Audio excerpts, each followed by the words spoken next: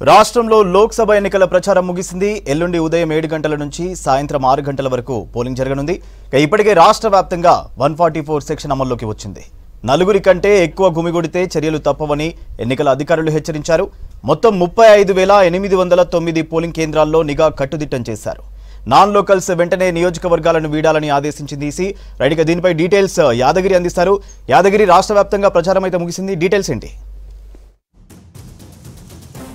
సూర్య, కొద్దిసేపటి క్రితమే అంటే ఇవాళ సాయంత్రం 6 గంటలతో ఈ లోక్సభ ఎన్నికలకు సంబంధించిన ప్రచార గడువు ముగిసింది. అయితే ఇందులో ఏదైతే ఈ సమస్యాత్మక కేంద్రాలుగా ఉన్నటువంటి 13 అసెంబ్లీ నియోజకవర్గాలు ఉన్నాయి. సో అక్కడ ఈ ప్రభావిత కేంద్రాలుగా వాటిని గుర్తించారు. సో ఆ 13 అసెంబ్లీ నియోజకవర్గాలలో 4 గంటలకే ఈ ప్రచారం ముగిసింది. ఇక మిగతా 106 అసెంబ్లీ నియోజకవర్గాల్లో 6 గంటలకు, సాయంత్రం 6 గంటల కంటే కొద్దిసేపటి క్రితమే ఈ ప్రచార గడువు ముగిసింది.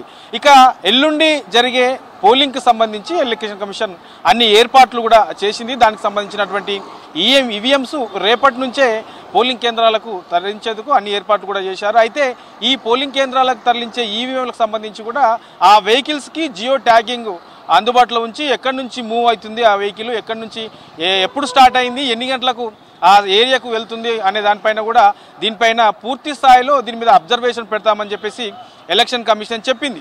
ఇక రాష్ట్ర వ్యాప్తంగా మొత్తం 3,32,00,000 మంది ఓటర్లు ఉన్నారు. ఈ ఓటర్లలో కూడా అత్యధికంగా మహిళలే ఉన్నారు.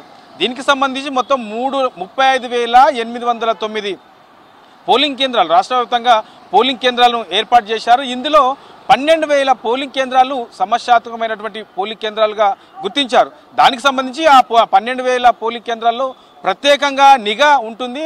ఎక్కువగా అక్కడ బలగాలను కూడా మోహరించేలా అన్ని చర్యలు తీసుకుంటున్నాయని చెప్పేసి ఎన్నికల సంఘం చెప్పింది. అయితే మొత్తం ఈ ఎన్నికలకు సంబంధించి, అసెంబ్లీ ఎన్నికలకు సంబంధించి మొత్తం 160 కంపెనీలకు సంబంధించినటువంటి కేంద్ర బలగాలు ఇక్కడ మోహరించాయి. తర్వాత రాష్ట్రంలో ఉన్నటువంటి 60,000 మంది పోలీసులు ఈ ఎన్నికల విధుల్లో ఉండబోతున్నారు. ఇక చుట్టుపక్కల రాష్ట్రానికి చుట్టుపక్కల ఉన్నటువంటి రాష్ట్రాల నుంచి కూడా మరో 20,000 మంది పోలీసులను ఇక్కడికి తీసుకొచ్చారు. సో మొత్తం ఈ ఎన్నికల విధుల్లో అత్యధికంగా బలికాలు కూడా ఈసారి వచ్చాయి. ఎందుకంటే 12,000 పోలింగ్ కేంద్రాలు సమస్యాత్మకమైనవి ఉన్నాయి. తర్వాత 13 అసెంబ్లీ నియోజకవర్గాలు మావోయిస్టు ప్రభావిత ప్రాంతాల్లో ఉన్నటువంటి ఏరియాగా గుర్తించారు. సో ఇలాంటి ఏరియాలలో ఎక్కువగా నిఘా ఉంటుంది అని చెప్పేసి ఎలక్షన్ కమిషన్ చెప్పింది.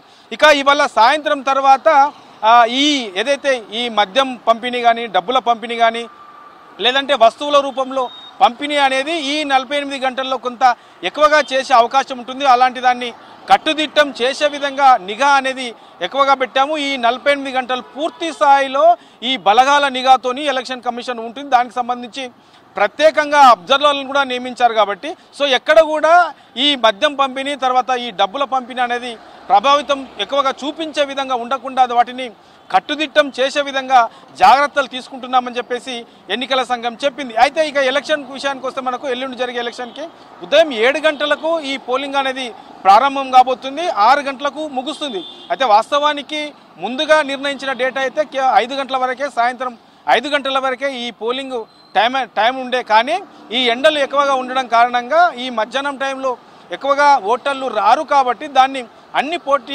పార్టీలకు సంబంధించినటువంటి నేతలు కూడా ఎలక్షన్ కమిషన్ను కోరారు, రిక్వెస్ట్ పెట్టారు. సో రిక్వెస్ట్ కారణంగా 1 గంట అదనంగా పొడిగించారు. ఉదయం 7 గంటల నుంచి సాయంత్రం 6 గంటల వరకు పోలింగ్ జరగనుంది. ఇక 6 గంటల లోపు పోలింగ్ కేంద్రాలకి ఎవరు వచ్చినా వాళ్ళందరినీ ఓటు హక్కు వినియోగించుకునే విధంగా అవకాశం కల్పిస్తామని కూడా ఎన్నికల సంఘం చెప్పింది. ఇక ఈ మావోయిస్టు ప్రభావిత ప్రాంతాలలో ఉదయం 7 గంటలకు ప్రారంభమై 4 గంటలకే ఈ ఎలక్షన్ ముగుస్తుంది కాబట్టి అలాంటి ఏరియాలలో కూడా కొంత ప్రత్యేకంగా నిఘా పెట్టి 4 గంటల లోపు ఎవరెవరైతే పోలింగ్ కేంద్రాలకు వస్తారో వాళ్ళందరికీ అక్కడ ఓటు వేసే విధంగా అవకాశం కల్పిస్తున్నట్లు రాష్ట్ర ఎన్నికల కమిషన్ చెప్పింది. ఇక దీంతో పాటు మనకు ఇప్పుడున్నటువంటి సిచ్యువేషన్లో ఈసారి ఏదైతే ఈ ఏజెన్సీ ఏరియాలు ఉంటాయో ఈ ఏజెన్సీ ఏరియాలలో అదనంగా కొన్ని పోలింగ్ కేంద్రాలు పెట్టారు. అంటే గత అసెంబ్లీ ఎన్నికలలో ఈ పోలింగ్ కేంద్రాలు వాళ్ళకి అందుబాటులో లేని కారణంగా కొంత ఓటింగ్ దూరమయ్యారు, ఓటు వేయలేని సిచ్యువేషన్లో వాళ్ళు ఉన్నారనే కంప్లైంట్స్ రావడంతో ఎలక్షన్ కమిషన్ దృష్టికి రావడంతో ఈసారి ఏజెన్సీ ప్రాంతాలలో కూడా ప్రత్యేకంగా ఈ మొబైల్ పోలింగ్ కేంద్రాలను కూడా అక్కడ అందుబాటులో ఉంచుతున్నారు. ఇందులో 3 పోలింగ్ కేంద్రాల విషయానికి వస్తే ఈ ఏజెన్సీ ఏరియాలో కొత్తగా పెట్టే పోలింగ్ కేంద్రాల్లో ఒక పోలింగ్ కేంద్రంలో 10 మంది, ఇంకో పోలింగ్ కేంద్రంలో 12, ఇంకో పోలింగ్ కేంద్రంలో 14 ఇట్లా 10, 12, 14 ఇంతమంది ఓటర్లు ఉన్న దగ్గర కూడా ప్రత్యేకంగా ఈ పోలింగ్ కేంద్రాలను ఏర్పాటు చేశారు. ఇక ఈసారి ఈ అసెంబ్లీ ఎన్నికలతో పోల్చుకుంటే పార్లమెంట్ ఎన్నికల విషయానికి వస్తే ఇక్కడ ఎప్పుడు కూడా పోలింగ్ పర్సెంటేజ్ అనేది చాలా తక్కువగా నమోదవుతుంది. సో ఈసారి అది కొంత పెంచే విధంగా ఎన్నికల కమిషన్ ప్రయత్నం చేసింది. అవగాహన కార్యక్రమాలు కూడా చేశారు.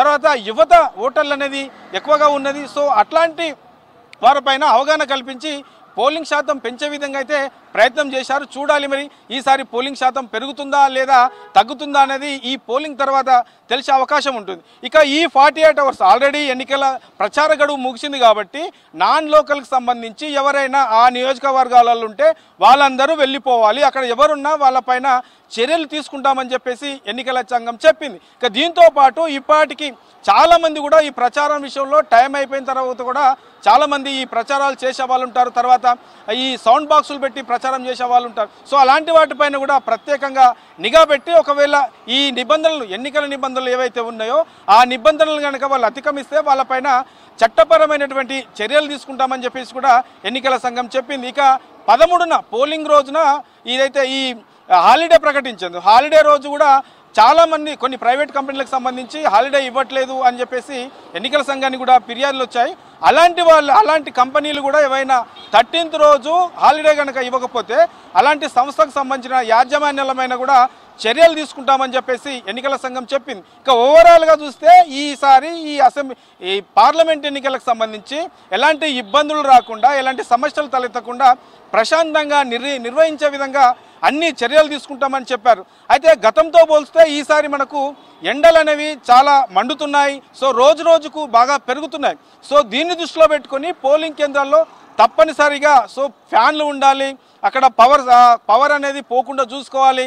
దాని తర్వాత ఏసీలు వీళ్ళైతే కూలర్లు అక్కడ అందుబాటులో పెట్టుకోవాలి. లేదంటే టెంట్లు ఏదైతే క్యూ లైన్లు ఉంటాయో ఈ క్యూ లైన్లకు సంబంధించి ఎండలో నిలబడకుండా ఎక్కువసేపు క్యూ లైన్ ఆలస్యం కాకుండా జాగ్రత్తలు తీసుకునే విధంగా ప్రత్యేకంగా అక్కడ అధికారులను కూడా నియమిస్తున్నట్టు ఎన్నికల సంఘం చెప్పింది. ఓవరాల్గా ఈసారి మొత్తానికి ఈ పార్లమెంట్ ఎన్నికల్లో పోలింగ్ శాతం పెంచే విధంగా ఎన్నికల సంఘం అయితే చర్యలు తీసుకుంటున్నామని చెప్తుంది. చూడాలి మరి మనకు 13న సాయంత్రం వరకు దీన్ని పెరుగుతుందా తగ్గుతుందా అనేది దీనిపైన ఒక స్పష్టత వచ్చే అవకాశం ఉంటుంది. సూర్య.